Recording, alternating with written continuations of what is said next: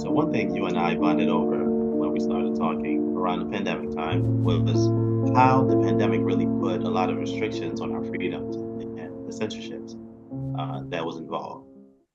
Were you worried about putting a film like The Real Anthony Fauci? Did you think you would get censored or that it would hurt your career or you would get canceled as a writer? How did you feel about it? I knew that nobody really would be okay with this documentary.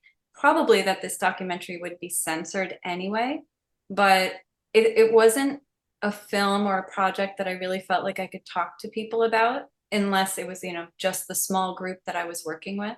I had been writing up all these interview questions for all of these really brave people who have been standing up to the system, the corrupt health system, for decades. And yeah, a lot of them had their careers affected negatively because of it. But I felt what they were doing was so noble. It was so brave that I wanted to kind of stand in solidarity with them. And I was inspired to be brave. And again, this is a movie that spans about a century, so I had to have some of the historians that were in the book talk about the past. I had to have people who had their careers that spanned about 40 years, 30 to 40 years. And the interview questions had to span 4 decades really of their careers.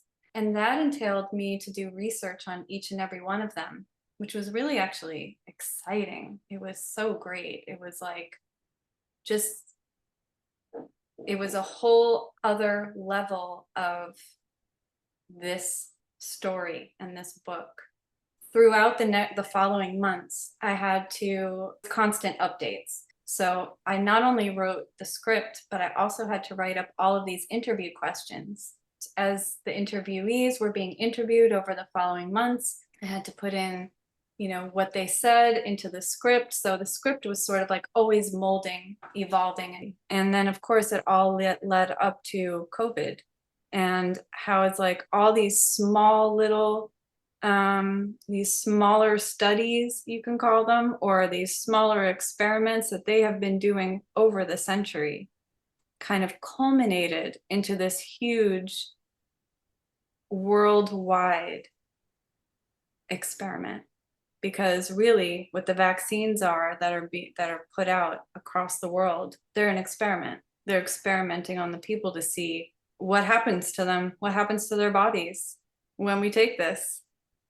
And people don't know that they're part of an experiment.